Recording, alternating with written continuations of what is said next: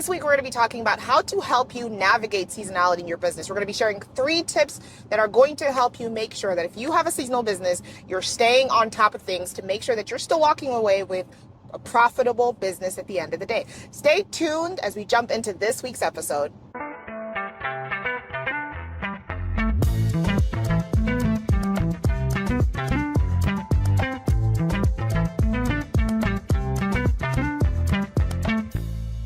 Hey guys, welcome back to another episode of Stuff Your Accountant Isn't Telling You. And if you are listening and you might not be able to see us, we are actually on the road. So one of the things that we talked about for Stuff Your Accountant Isn't Telling You is that we were going to be on the road for the rest of the year, doing different trips, traveling to different destinations. And today we're actually headed back from Charleston, South Carolina. So South Carolina, southern part of the United States for our international audience. And it's been a good trip. So Terrell, welcome back to the episode. Terrell is going to be our driver slash co-host on this episode. Hey, what's going on? It is good to be back, even though I can't look at the camera right now because I am focused on the road to keep us from getting into an accident. I will say I am excited to share some of these tips because I think these 3 tips really will help a lot of even people who don't think they have a seasonal business. There are always trends that are popping up. So I think this is great for every business to really figure out how do we keep profitability high throughout the entire year. Yeah, that's a really good point that you made, because I think a lot of people don't really think about the seasonality part of their business, or some people don't think they have a seasonal business. So how would you define seasonality when it comes to just running your business, or seasonality period? Like, what does that mean?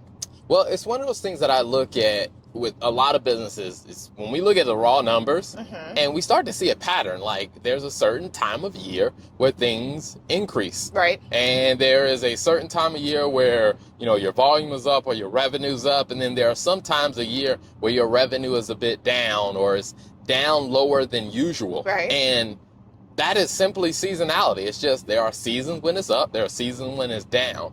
And I think a lot of people, when they think about seasonality, they just think, oh, your business is only open during the summertime or your business is only open. And I'm like, no, seasonality is any consistent trend or pattern of peaks and valleys in your business. And you got to have a strategy for that, or you're going to run into some serious trouble. That is a really good point, because I think initially, before really understanding and studying this topic over the years, I think I also thought the same thing. Seasonality is, hey, if you're only open certain periods of the year, like that's how you define a seasonal business, seasonality business, driven business.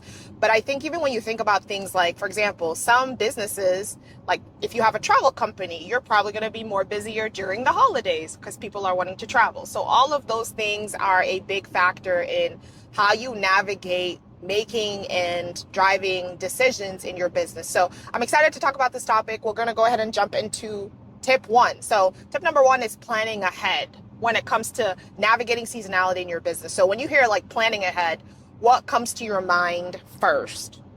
Yeah, I think you look at the calendar of what's happening in your industry or what happens in your business or just what happens during the year.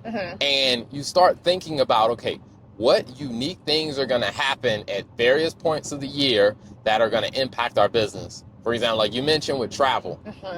When it comes down to travel, they know, okay, when you put out a year around major holidays, if you're in the U.S., major holidays in the U.S., there are going to be some significant peaks. Right. And then there are going to be other areas where, hey, people don't travel as much. And so I think what you start to do is you start looking and saying, okay, all right, what special deals can we offer during the down times to make sure that we can still keep revenue flowing during those downtimes? Yeah, I like that. And I think also just maximizing the uptimes, because one of the great things about data, especially when you're thinking about financial data and the numbers, is when you look at your financials consistently and you see, hey, I know that, for example, in the United States, spring break is a big thing for families, right? Because they like to go to different places, take their kids. Their spring break is typically when children are on holiday. It's like a break right before summer, I think, before finals and exams.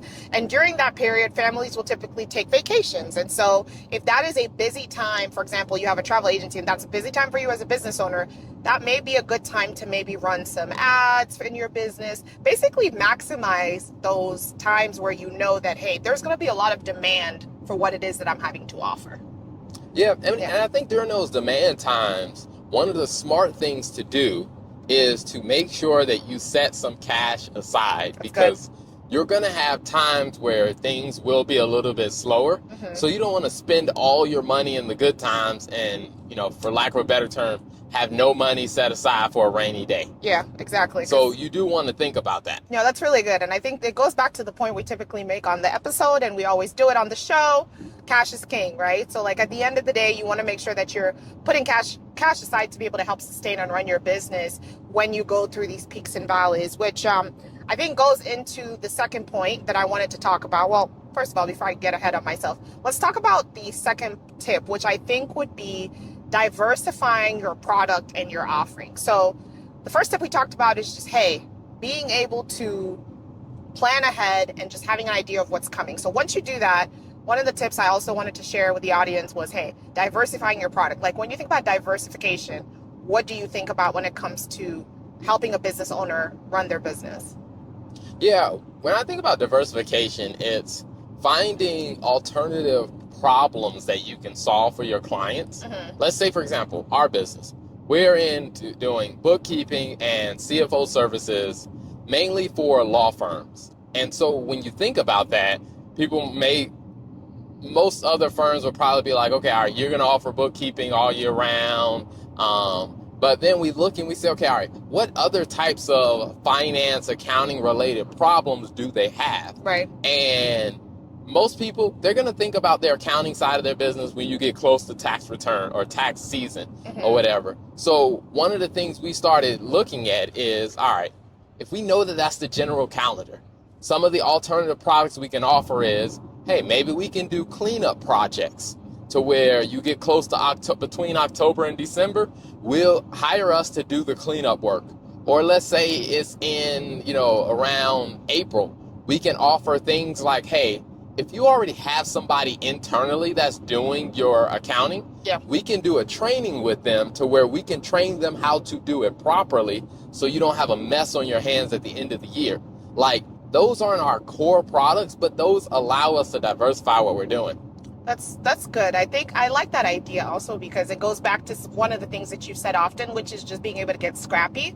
So when you have periods when maybe sales is down, or when, hey, there isn't as much demand for what you're selling and you're providing, like just understanding that there are other ways for you to generate revenue in your business that maybe not be the typical route that you have taken, and just being open to doing that definitely puts you in a position to make sure that you're maintaining the cash position in your business. Yeah.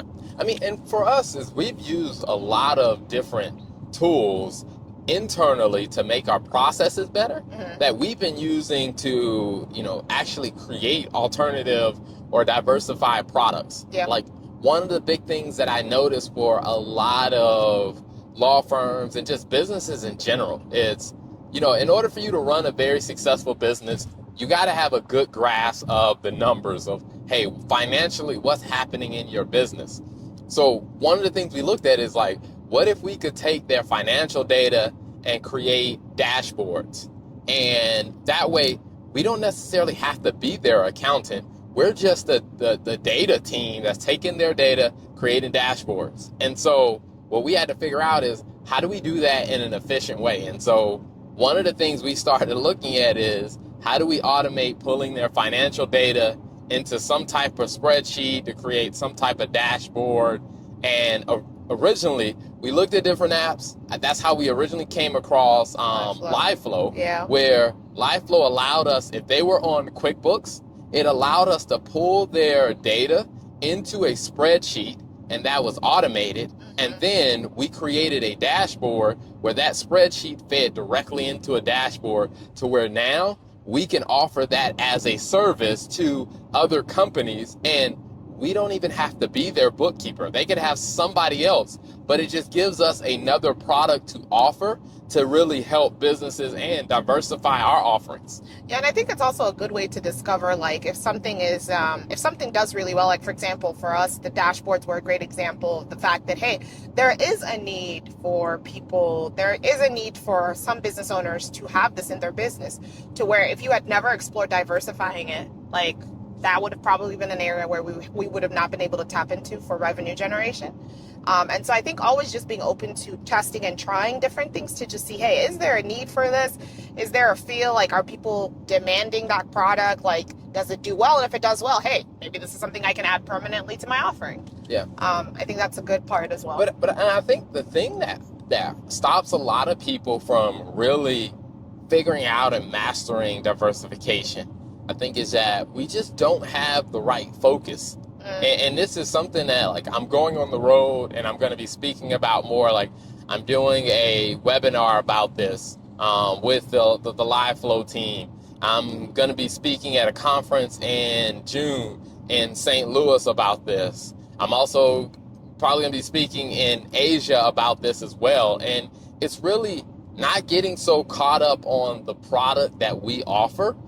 Like, we offer bookkeeping and CFO services, but not really focusing so much on that, but really focusing on what problem are we solving. Yeah. And the problem we solve is we provide people with reliable financial information to help them make better decisions.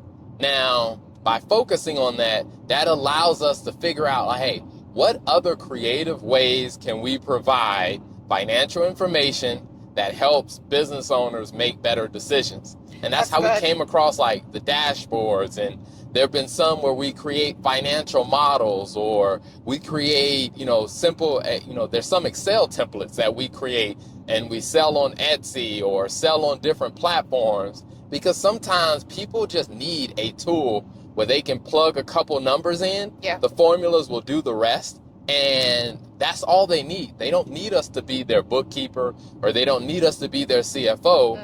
And the only way we figure that out is by focusing less on the services we offer and focus more on what problems are we solving for the clients. That's good. I like that point, because I think that is, and I think it's also helped us get more clarity. Like, the more specific we've been, I think it's helped us get more clarity on our client base. And, like, hey, I think first of all, the decision we even made to focus on law firms, like, that provided so much clarity, because we immediately knew, like, okay, this is who we're focused on selling to. And so every offering we have is kind of centered around that, with that in mind, and building around, okay, hey, if there are, like you said, for the people that we might not be able to support as bookkeepers or accountants, just because we focus on law firms, still being able to create tools that are centered around giving them, I guess, financial support, or giving them the tools they need to have that financial support without really doing the bookkeeping for them. So I think that's a really good point. Absolutely. And I think any business can do that, because, Right. I was talking to other types of businesses, like even with law firms. Like, one of the things that I was talking to them about is, like, you may not have a person who comes in that's going to hire you to be their lawyer. Let's say if there's someone who wants to, they want to file their own, let's say, legal documents or whatever. If it's something very basic, like a contract or whatever, maybe you offer a service of, like, hey, we'll do a legal review of your contracts. You can draft them because it's going to cost you less money, but we'll do a legal review. We'll point out some areas that, like, hey, I probably wouldn't say this, or hey, you have some concerns over here, and just kind of mark it with a red pen. Yeah. And give it back to them, to where it's like, you know what, that could become a different service. Or I've seen some law firms, what they do is they will actually offer their services to another law firm that's doing, let's say, trial prep or something like that, where they are not actually going to sit in the courtroom with you, but, like, hey, we'll work with you, kind of help you refine, review your strategy so you can have a better winning strategy when you get into the courtroom. And it's just like stuff like that, it's not your core service, but it does give you an opportunity to find new creative ways of creating more revenue and profit in your business. That's good. That's really good. And I think that kind of goes to wrap it up. The third point that we were going to make, or the third tip, which is to ensure that you are building a cash reserve. So I don't think we talk about this a lot, but I don't think we've talked about this enough. So cash reserve, can you just give us a few points as to, hey, why this is extremely important? Yeah, so when you're thinking about seasonality, there are going to be time periods where, your business isn't doing as well, or customers aren't coming in as frequently. For Like normal, yeah. for a lot of businesses, when people, unless you're in the tourist industry, when people are on vacation during the summer months, a lot of businesses start to see less revenue than normal. Right. Now, if you think about, like, let's say your peak time, let's say if between January through, let's say, April is like when you are super busy, you have to hire staff so that you can handle all the work.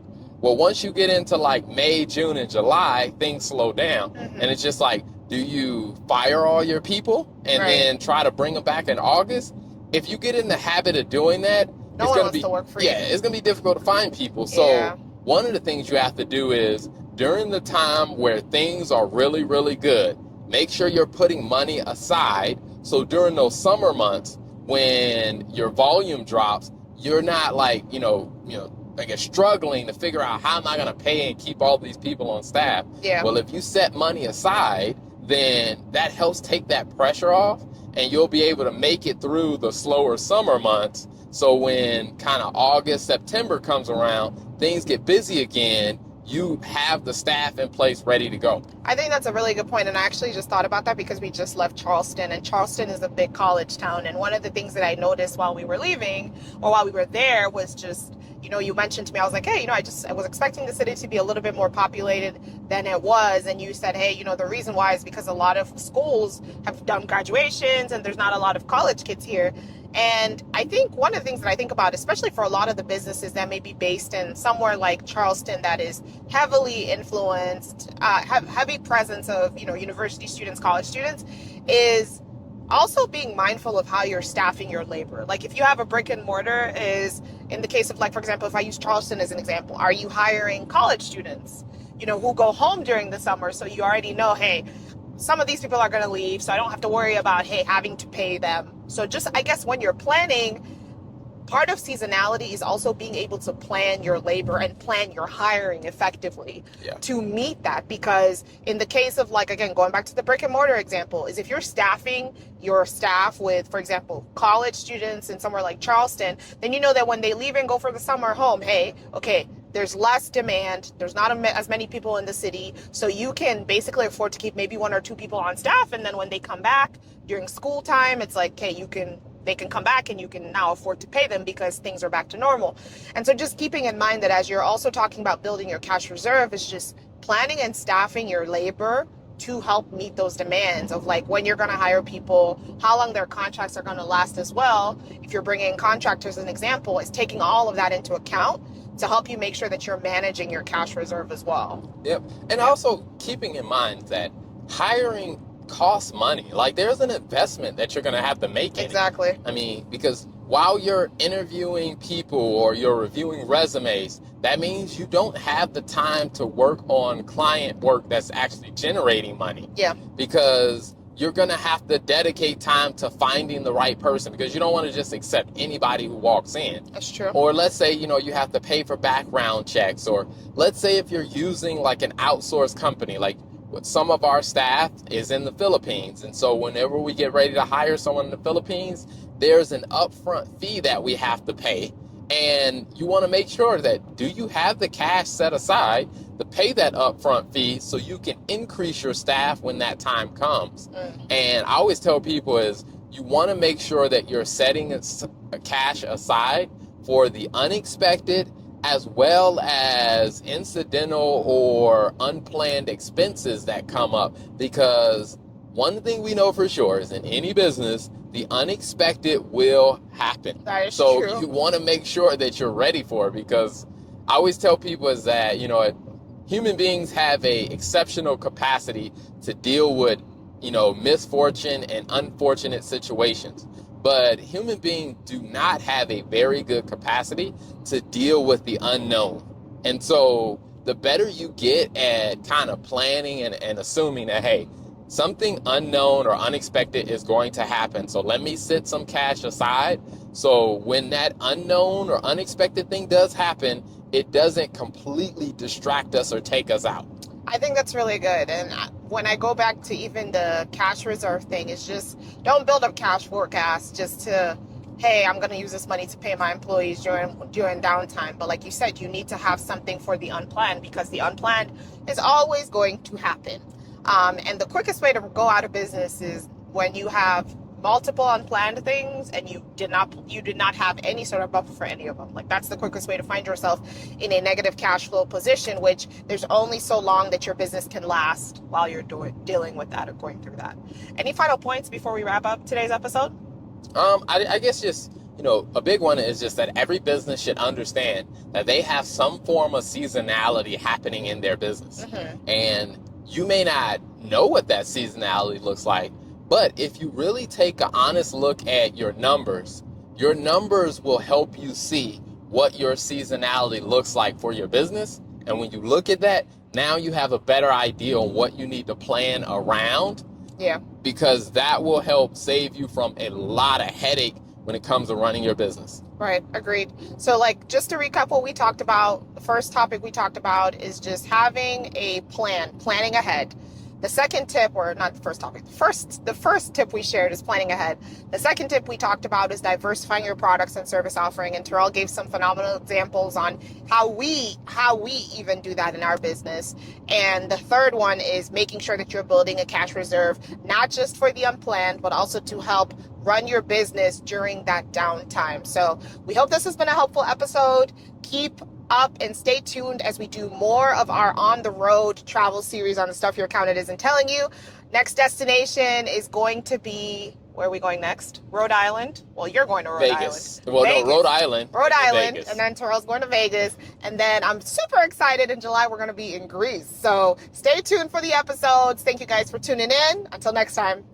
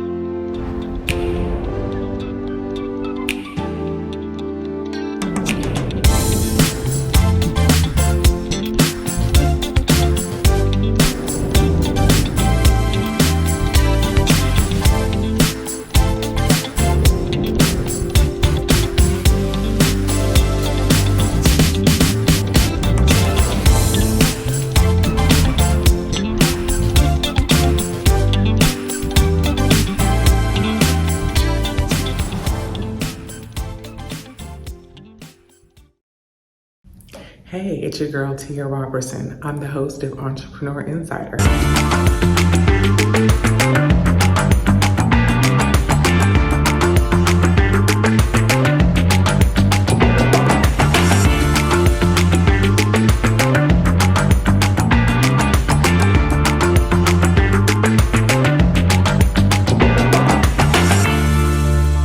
Right here on RETV, every Thursday at 6 p.m. Eastern for entrepreneurs and news that you need to know about. See you there.